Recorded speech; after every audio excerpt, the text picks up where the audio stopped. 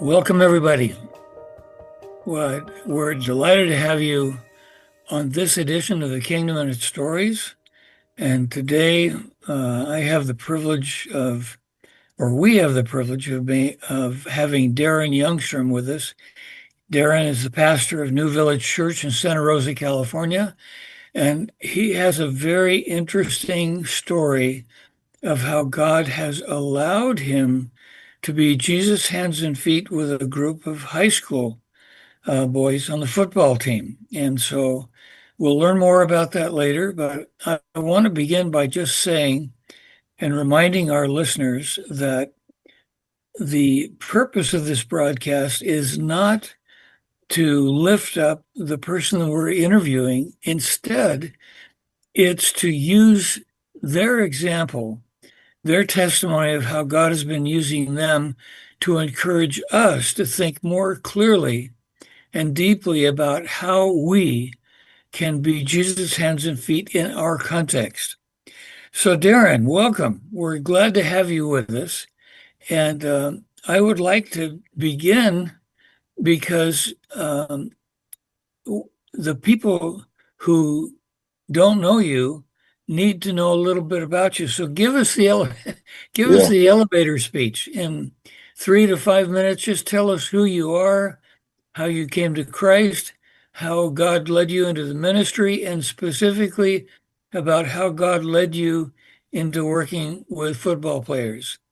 yeah, Bob, thanks for having me this morning. And yeah, I'm glad you're not lifting me up because I'm not worth being lifted up in that respect of being more important than what God is doing. So that he gets the credit, the glory. We say all the time in our staff meetings, let's get the credit box out and put all the credit back into it Amen. to God. So I grew up in the Midwest. Was born just outside Chicago, so I have a lot of Chicago sports love in my background. Unfortunately, I did get to go to the World Series when the Cubs finally won after 100 years of losses. I went to Taylor University in Indiana. Got a degree in elementary education. Thought I'd be a teacher. Started teaching and realized my administrative skills were absolute garbage and my um but my love for kids was what had drawn me there in the first place. And so I was looking around for opportunities. I started attending a church in Atlanta when I moved to Atlanta, called North Point Community Church. A guy named Andy Stanley was teaching and said that most people aren't good at 10 things, they're good at two or three things. So if you want a job that lines up with God's gifting in your life, write down the things you're good at and look for a job that fits that. So I just did that, and I wrote down sports, teaching, and ministry. So I'd always loved to do those three things. And so I applied for a job with Athletes in Action, ended up on staff with Campus Crusades high school ministry called Student Venture. And Okay. yeah, and so I spent 8 years in the Atlanta area, really working with public schools.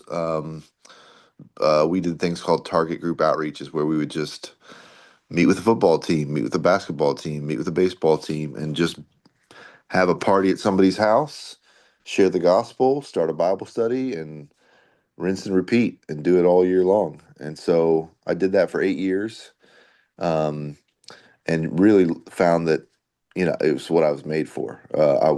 I Wow. loved sports, I loved athletes, I loved young people, and it just came easy and natural to me. And so we built this thriving, student ministry where students were leading, and I just learned that young people could lead and they could lead in the gospel. And so I took a job shortly after that at North Point Community Church. I was the student pastor for 8 years there. Um, Big giant church job. I didn't think I was qualified for, but learned a lot. Um, and then 5 or 6 years ago, transitioned from the high school role to the lead pastor of a church out in Northern California, where I'm the lead pastor, and it's a North Point um, partner church out here. And when I moved here, it was during COVID, so the church was down to just a few people, and we invited the Booster Club to come use our campus for their fundraiser. And the only thing I charged him was an introduction to the football coach. So, yeah, I met the coach and That was a the high price to pay, huh? high price to pay. So that's kind of where the story begins with our current, you know, Okay. situation. Well, yeah. So tell us how that developed into working with the group that we're talking about today. Yeah. So when you want to get onto a local campus and you want to make an impact, it doesn't start with can we come share the gospel? It Right, starts with how can we serve you? And so I met with the coach, went over to practice, and just said it. The same question I ask any coach, any teacher, any administrator: What do you need? What do you need? How can we help? And right, he said, "Well, we need somebody to pay for our games to be televised. All the other campuses, all the other schools are getting their games televised, and we don't have the right. funds to do it." So I'd never met the guy, but I just told him that day, all right, we'll pay for two games. And I didn't have the money to pay for two games, but I told him we would. So I went back to our church and I said, hey guys, we're paying for two games. Who wants to help? And I just cast a vision that if we can do this for this school, we're going to have an opportunity um, to get our foot in the door. And people stepped up immediately, paid for it, and we went back to the coach, and he ended up giving us sweatshirts and hats, and said, "Hey, I want you to be my leadership coaches." And Wow. so we had said to him, "Hey, we can offer more. We can also do leadership coaching and training." And he happened to be somebody that really wanted young people to grow. And so we partnered with a local Chick-fil-A, and we began bringing Chick-fil-A every Saturday, and we bring a word of the week, and we send it to the coach in advance, and we started doing leadership training for the high school football team. And that rolled into the end of the season where we were having a summer camp, and we asked the coach, hey, can we invite everybody to summer camp? He said, go for it. We ended up taking 35 or 40 varsity football players from this school to our local summer camp where we could then present the gospel and you know Yeah. share Wow. Christ. So yeah, it was that was the beginning about 4 years ago, um, and we're still doing it today. So 4 years ago, Mhm. you had the opportunity to help the football team be televised for a couple of weekends. Yep. And and so what are some stories that you could tell us without revealing, of course, who the Yeah. individual kids are, Yeah. but what are some stories of what the impact Yeah. of of your relationship with those young people Oh man. has been? Yeah. I mean, it's been awesome, and there's a lot of them. Some of the most recent ones. We had summer camp again this past summer, and the whole team came again. And I don't know the number exactly, but excuse me, several young men gave their lives to Christ and are continuing to be involved in our student ministry. And um,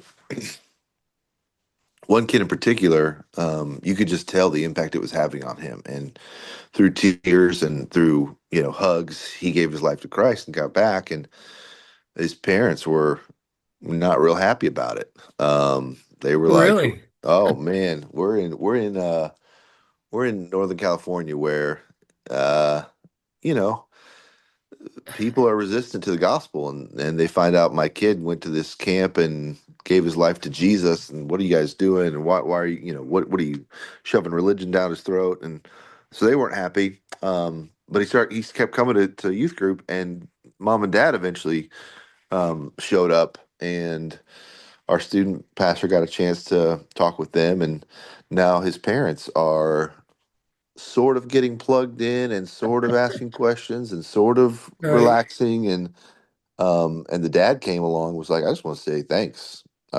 This has really been a change in his life. And so, in a lot of cases, the young men who give their life to Christ and then begin changing their lives, they start bringing their parents. Just had literally had a burger yesterday afternoon um, with the captain of the team for next year, and he's planning on creating space at school for conversations about God because it's been so Well, life changing for him. And his mom has been opposed to, you know, faith for a long time, and she started to come to church, and they're working on their relationship, and it's just things like that. It's just real life stories of young men having a mentor, having faith. And then this kid told me yesterday, he said, 4 years ago, when I was a freshman, nobody talked about God at school. And now it's a regular topic at our table that we talk about wow. God. We talk about Bible study. We talk about, You're talking about table at school or a yeah, table yeah, at home? at school. And both, I think. But yeah, at school, he's saying, we're at school, our friends are talking about God on a regular basis. There's a bunch of us, which is pretty cool Wow. to see the culture shift a little bit. It's Darren, that's more than cool. Yeah. That's that's wonderful. Hmm.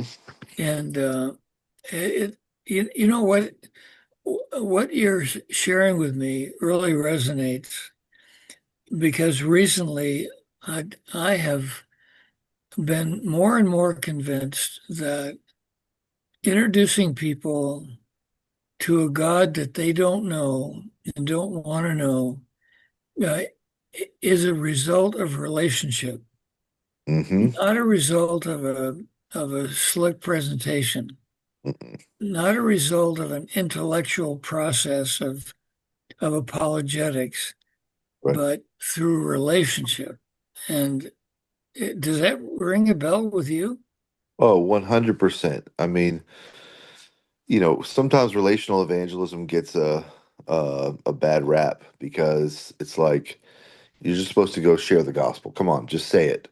Right. And the truth is, you got to build a bridge that can carry the weight of some of that truth. And man, all of us are way more inclined to listen to someone who we know loves and cares about us than we are some rando who's just yelling at us. I mean, it's yes, we build relationships with these young people, and then they have relationships with their friends, and that's how the movement starts. And young people start every spiritual movement.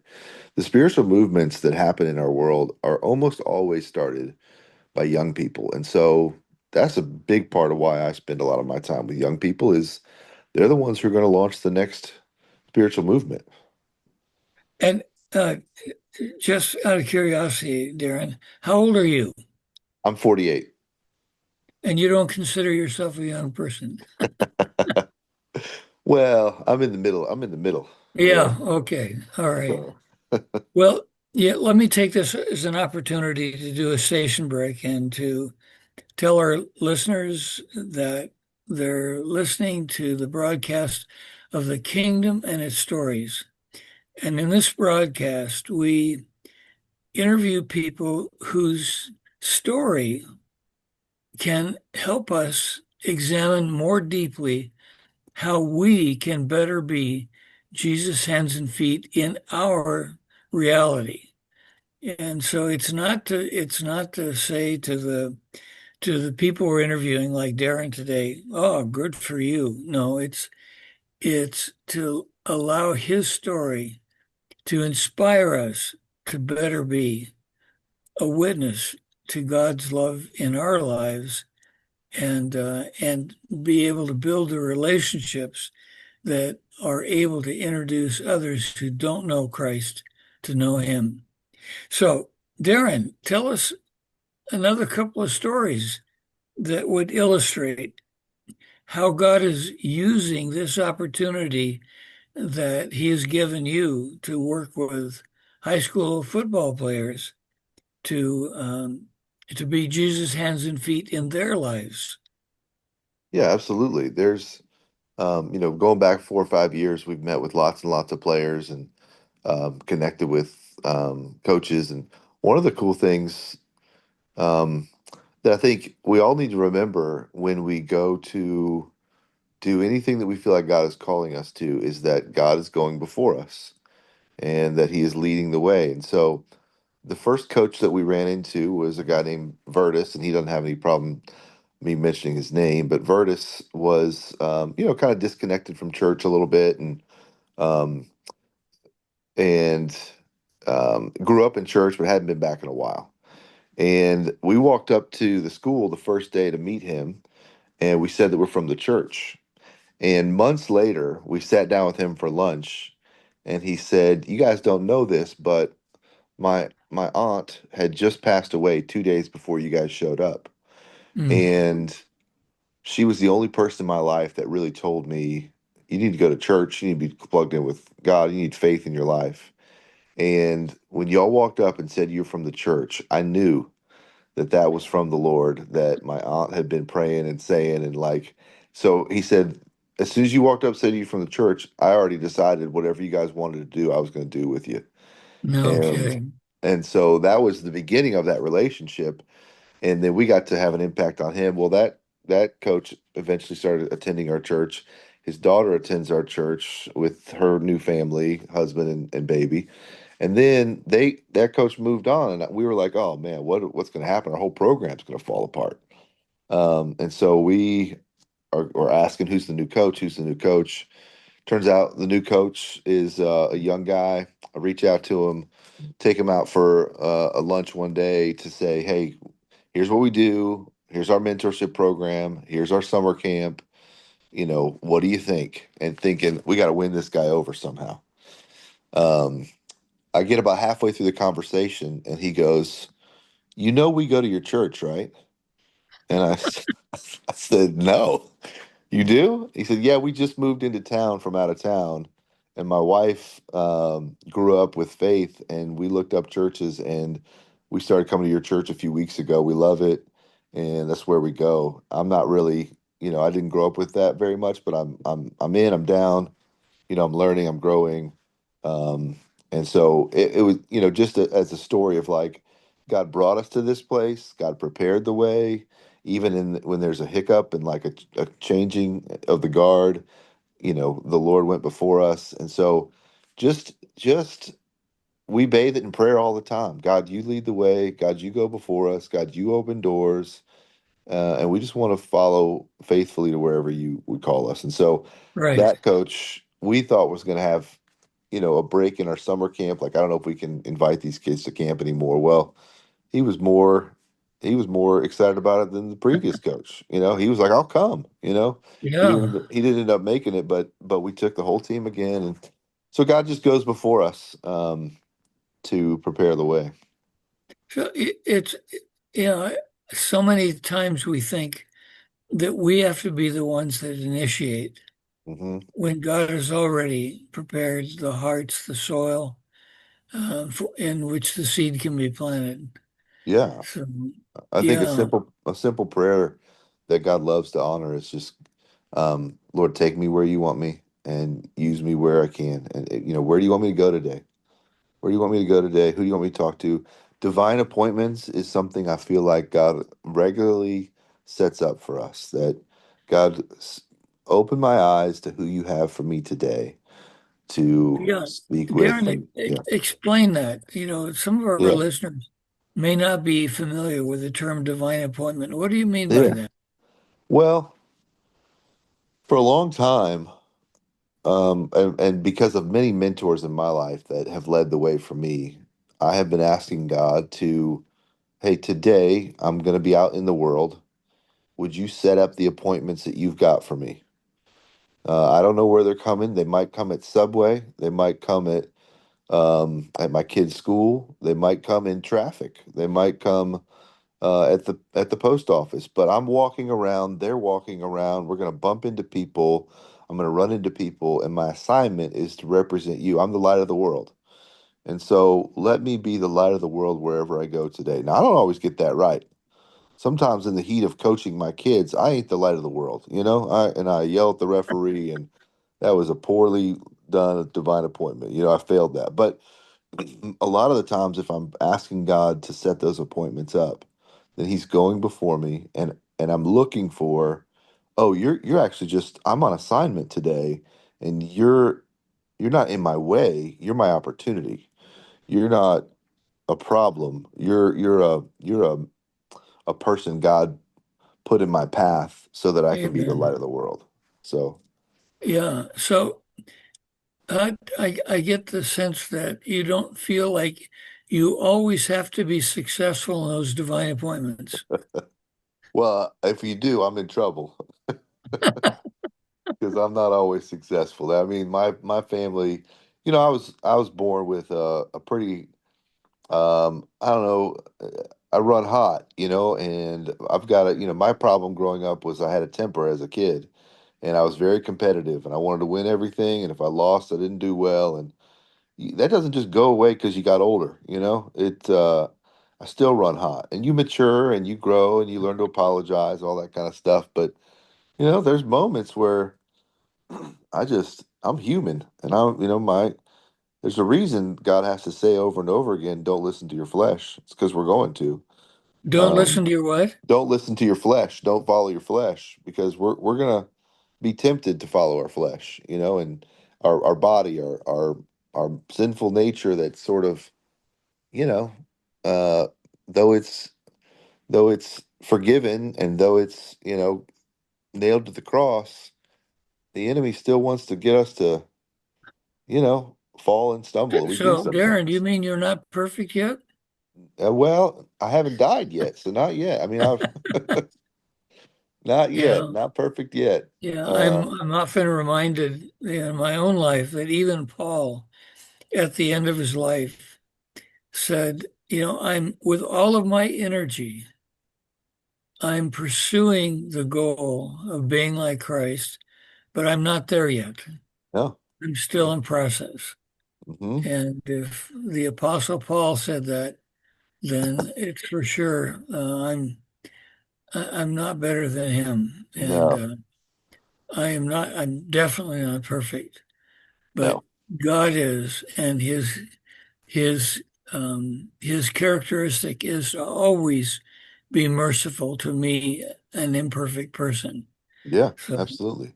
I'm glad to hear that somebody else is like that. Yeah, for sure, for sure. And you know, if you want another story, do we have time for another story? Sure, Yeah. quickly. Yeah. Well, one of the things that happens when you dive into a local school and work with a football team is that other opportunities come up. And so there was an incident at the school we work with where there was a violent crime that took place and a kid was stabbed and passed away. And because of our connection with the football team, teachers reached out to us, and we were called to the school. The principal was dismissed at the time. There was kind of a gap in leadership. And so this teacher and coach, football coach, said, "Hey, why don't you guys start a new program every week that will give life and fix the culture that's broken here?" So for the last 2.5 years, we've been going in every week to the school at lunchtime uh, to a program that we call Fresh Start in order to give kids a fresh start, a fresh perspective, and build a culture of love and friendship at school. And um, probably 20 or 30 leadership students are leading that whole thing. It's a club on campus, it's a large group gathering once a month. Leadership team meets a couple times a month. We do Fresh Friday donuts. We bring donuts into the middle of the school and give them out every month. And we asked the kids this year, at the beginning of the year, what do you want Fresh Start to look like? What do you want it to feel like? What do you want to happen this year? And they all raised their hand and they said, we want it to feel like our church. We want it to feel like New Vintage. We want it to feel like summer camp.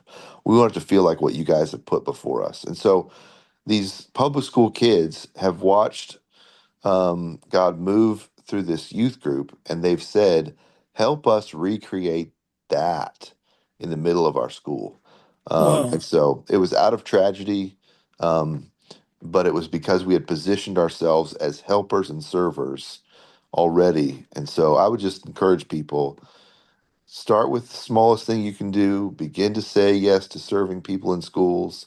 You never know what God's going to lead you to in the long run. Darren Youngstrom, thank you so much for being with us today. May God bless you and use your story to encourage us to better be Jesus' hands and feet in our context. Bob, thanks for having me. It was a pleasure to speak with you today.